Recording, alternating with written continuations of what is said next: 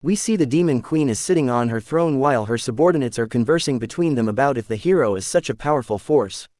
The second subordinate says that the demon queen is the strongest of them all and is unstoppable, on which they both agree that they should support her. To which that demon queen gave them a death stare, saying, "You must never intervene between her and the hero." We seeing such a frightening gaze, the two demons are horrified and are impressed about the shared presence of the demon queen.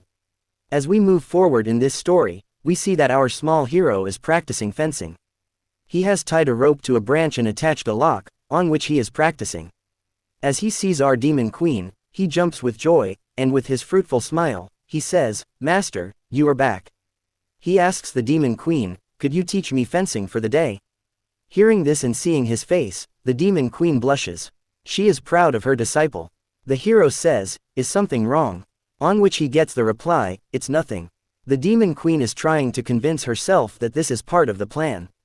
Her plan, in her mind, is to approach the hero, become his striking master, and stabbing knife, seeing the slightest opportunity. We obviously know that is not going to happen. We see that the demon queen is now teaching our main character. She said, with such indecisiveness, "You won't get anywhere." She holds her main character and asks him to put more strength into his hips and generate power through his legs. The hero does what his master told him, and he successfully lined his sword with the block of wood. He became happy as he is celebrating this small feat. The block of wood gets detached from the rope and lands on his face. The hero cries out in pain. Seeing him, the demon queen panics and asks him if he is all right, if he is hurt. She suddenly realizes why is she worrying about the hero. She is the demon queen. She hides her face and says to herself that she cannot let her subordinates see her like this. We see that the slime has appeared. We see the relief on the face of the demon queen as she knows that slimes have less intelligence, so the slime cannot tell the hero about his master being the demon queen. As the hero says, "Let him handle the slime," he says that he can easily win against such creatures because he is the hero. As he attacks the slime, his attacks reflect on him, and the backlash makes him fall onto his back. We now see that the slime is bullying the main character. As the demon queen is watching this, she says to herself that she cannot kill the slime as it is indirectly a subordinate of hers. She says to herself that this is how the hero will be defeated.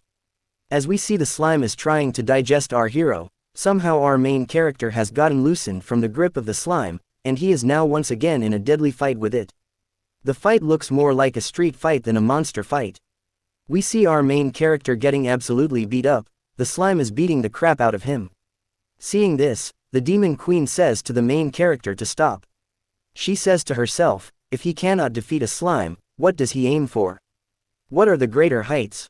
The main character, who is determined to end the slime's life, says that he is the hero, and even if the hero is in danger, it is his duty to protect his comrades.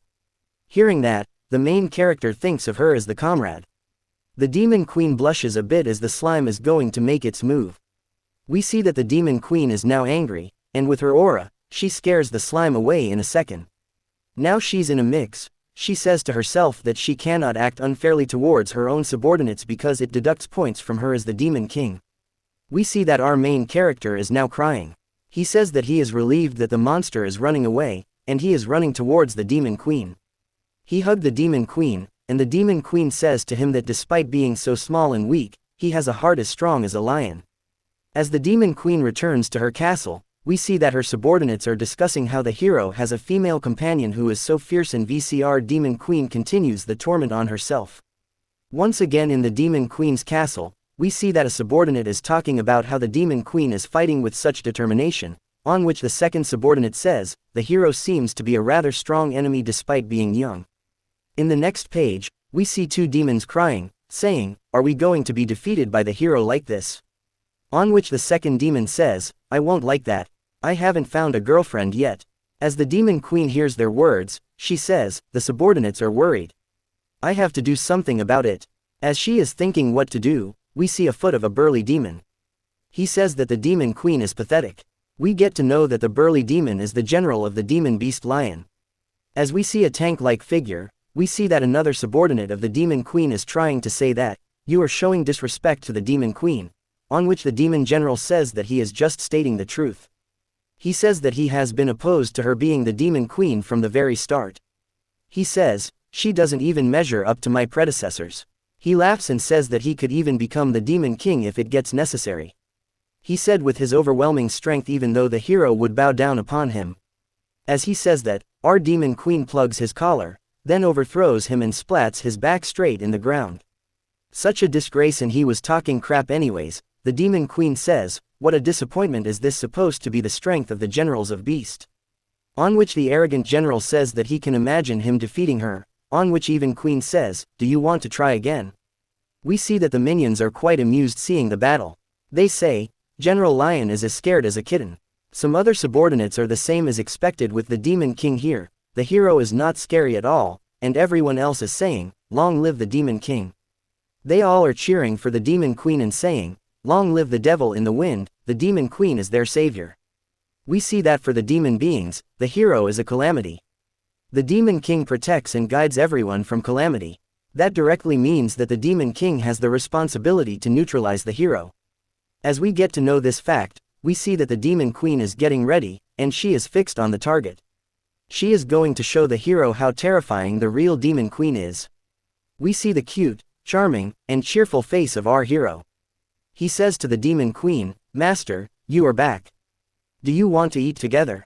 Seeing this and hearing his voice, the Demon Queen is mesmerized and blushing. She says, yes. As this Demon Queen holds her ground, she says to herself that she can't let herself be defeated like this. Still saying that the main character is looking good, we see that the main character is saying to her, Master, that he cooked for his master. On which the Demon Queen says, for me? Why, I don't deserve it. The Demon Queen is trying her best to not hesitate and give in. She says that she is the Demon King also for the sake of her loyal subordinates who adore her. She has to do it. She cannot let herself be defeated by the hero. She cannot allow it. Seeing that the Demon Queen is not eating, the main character starts to cry, and seeing his face even the narrator's heart has been melted. Finally, the Demon Queen gives in and says that she is going to eat it. Of course, she wants to see the cute face smiling, on which the hero says, she can eat as much as she wants, he has made a lot of it. The Demon Queen acknowledges it and starts eating. As the Demon Queen is eating, she is astounded by the taste and says, is this the true power of the hero? We see that as the Demon King is back at her castle, people are saying that she looks exhausted, and what kind of brutal battle has she been in? She says to her subordinate that resting a bit will make her feel better, and she says to herself that she cannot tell her subordinate that she ate too much and is feeling lazy because of that. Her subordinates are praising her for risking her life to this extent. They say that they will follow her for life. We see that the Demon General is still trying to stab a knife in our Demon Queen's chest and take her position, so he makes a plan. He says to himself that this is the perfect opportunity, as the hero and the Devil Queen both are exhausted from the battle. He will take care of the hero and will claim the throne of the Demon King. In the next scene, we see that our hero is on the ground filled with bruises when we see the Demon General over him. He says, why did the Demon King warn him not to mess with this little kid? He's too weak. The brute Demon Kings also think that does this mean that he is too strong? As the Demon Queen arrives there, she says, it's too late, she cannot save him. She says that General Lion's acts are arbitrary, and we see that the brute demon is trying to squash our main character with his foot. The Demon Queen is saying that she was going to be the one to kill the hero with her own hands, but I guess the fate has written something else. As she is seeing the main character being squashed, she is clenching her fist in anger. We see that the blue demon is trying to play with our main character. He let him up and then punch him with full force. Our main character still got up and tried to attack him with the sword, but got punched down and got rained upon himself with punches. Seeing this scene of blood, the Demon Queen's eyes say it all. We see that the hero is saying to himself in such a situation that he must endure. He cannot leave now, he is the hero. We see that the Devil Queen is so angry that she has torn her skin and inserted her fingers into her own hand. We see as the main character is finally being squashed down, the brute demon says, that's life, kid, if you hold a grudge, it will only breed resentment for your weakness. He says, don't worry, after I will kill you, I will do the same to your friend. He says, isn't your friend a powerful warrior? I will kill her too, as I am going to do with you. On which our main character sees the image in his head about how his master is going to get killed by this brute demon, even though his master just kicked the brute demon's butt. We see that saying that he will kill his master, the hero is now getting a bit angry as he cried, don't you touch the people that he loves.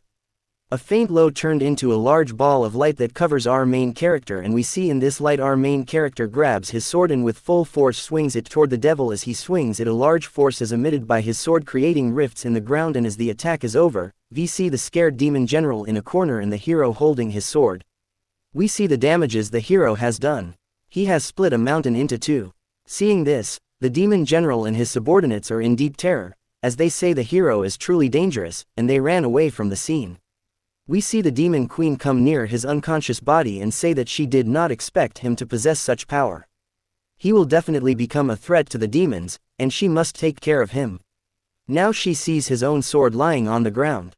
She picks up the sword, and with stone-hard determination, she is going to insert this into his own body. And we see, even in his unconscious state, the hero is saying, "Master, I did it on my own. Please praise me." Seeing this and hearing those words, the demon queen is shaken to her core. We see that she's blushing, almost tearing up, and feeling regret for even thinking about killing our main character. She says, "You are a cheater." We see that the demon queen has picked him up and put him into a cave where he can sleep soundly and safely.